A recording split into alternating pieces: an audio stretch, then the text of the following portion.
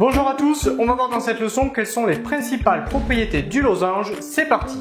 Commençons avec une définition simple du losange.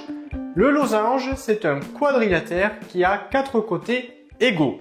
Donc on va compléter ici, le losange, c'est un quadrilatère, c'est-à-dire un polygone qui a 4 côtés, et il a ses 4 côtés de même longueur, donc il a ses 4 côtés égaux.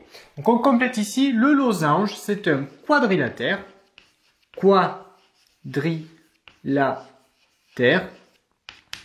Donc le losange, c'est un quadrilatère qui a 4 côtés égaux.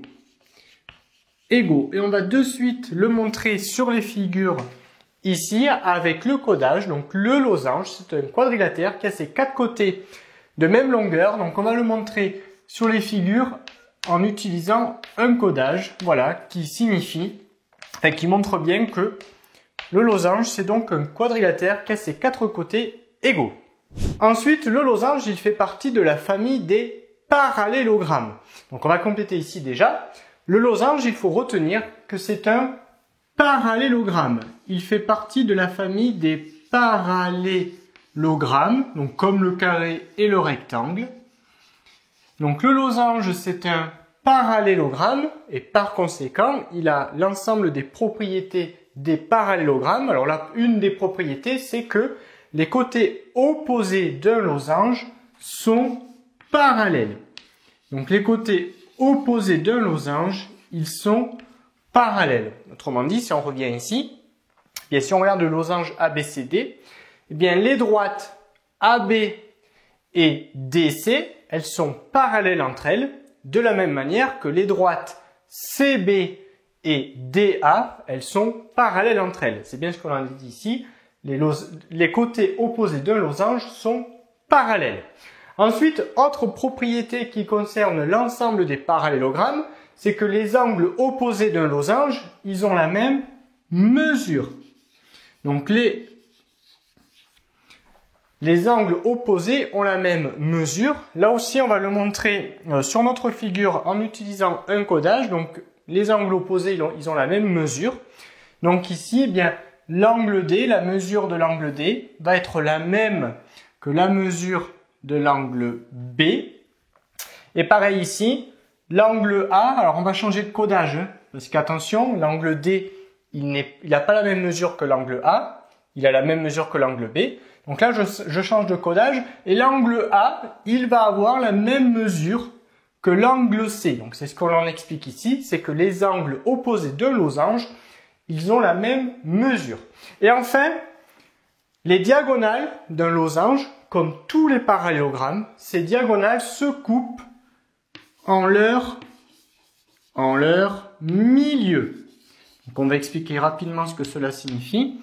Les diagonales d'un losange se coupent en leur milieu. Alors ce que l'on va faire, c'est que déjà, on va les tracer, les diagonales d'un losange, alors on va les tracer sur cette figure ici. Donc traçons une première diagonale. Donc par exemple la diagonale LJ. Donc on va tracer une première diagonale, celle-ci.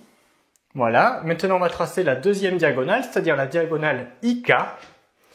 Donc on trace la diagonale IK. Comme on vient de le dire, les diagonales d'un losange se coupent en leur milieu. Alors qu'est-ce que cela signifie? Bien sûr, de près ici. Donc déjà on voit que les deux diagonales, eh bien, elles se coupent ici au point O. Et on sait maintenant que, comme le losange il fait partie de la famille des parallélogrammes, et bien comme tous les parallélogrammes, ces diagonales se coupent en leur milieu.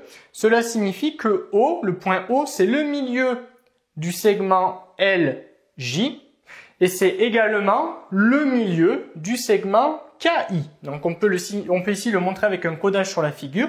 Donc O, eh bien c'est le milieu du segment LJ. Donc par exemple, je vais utiliser ce codage-là. O, milieu du segment LJ. Et le point O, c'est également le milieu du segment IK.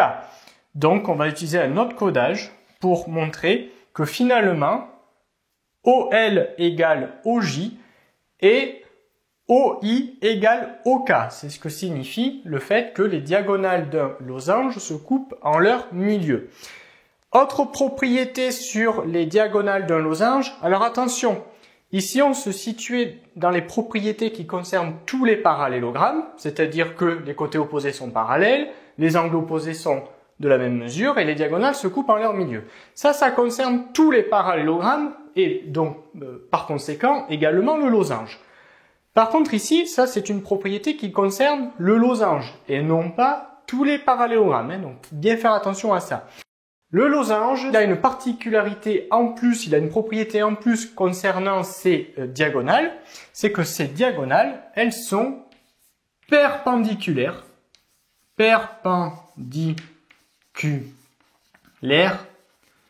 entre elles. Donc là, attention, je répète, cette propriété-là ne concerne pas les parallélogrammes. Cette propriété-là concerne entre autres le losange. Donc, on vient de dire que les diagonales d'un losange se coupaient en leur milieu et en plus, elles sont perpendiculaires entre elles. Donc, si je prends une équerre, effectivement, tu constates bien que la diagonale LJ, elle est perpendiculaire à la diagonale KI. Donc, autre propriété à connaître à propos des diagonales d'un losange, c'est que les diagonales d'un losange sont perpendiculaires entre elles. Et on va le montrer ici avec le codage, en ajoutant le codage qui montre que, effectivement, cette droite, la droite LJ, est perpendiculaire à la droite IK. On continue avec les propriétés suivantes qui concernent cette fois les axes de symétrie du losange. Le losange, il va admettre deux axes de symétrie. Alors on a déjà complété ici. Le losange, il a deux axes de symétrie. Alors quels sont-ils ces axes de symétrie? Bien tout simplement, ce sont les droites que l'on obtient en prolongeant les diagonales du losange. Premier axe de symétrie, c'est donc la droite IK. Cela signifie que si je trace ce losange sur une feuille et que je plie la feuille le long de la droite IK, cette partie du losange va venir se superposer parfaitement sur l'autre partie. Donc ça, c'est le premier axe de symétrie, c'est la droite IK, c'est-à-dire la droite que l'on obtient en prolongeant la diagonale IK. Deuxième axe de symétrie, tu l'auras compris, c'est donc la droite LJ, qui est donc la droite que l'on obtient en prolongeant la diagonale LJ. Et de la même manière, si on plie la feuille le long de la droite LJ, la partie inférieure du losange va venir se superposer sur la partie supérieure ici. Donc on retient bien que le losange, il a deux axes de symétrie. Donc ici on va compléter, ce sont les droites. Alors là je vais me référer à cette figure-là. Ce sont les droites. Donc les droites que l'on obtient en prolongeant les axes de symétrie, c'est-à-dire les droites IK. Parce qu'en fait on ne peut pas dire qu'une diagonale est un axe de symétrie. Un axe de symétrie c'est une droite, hein, d'accord? Alors que les diagonales ce sont des segments. Donc ce sont les droites IK et LJ.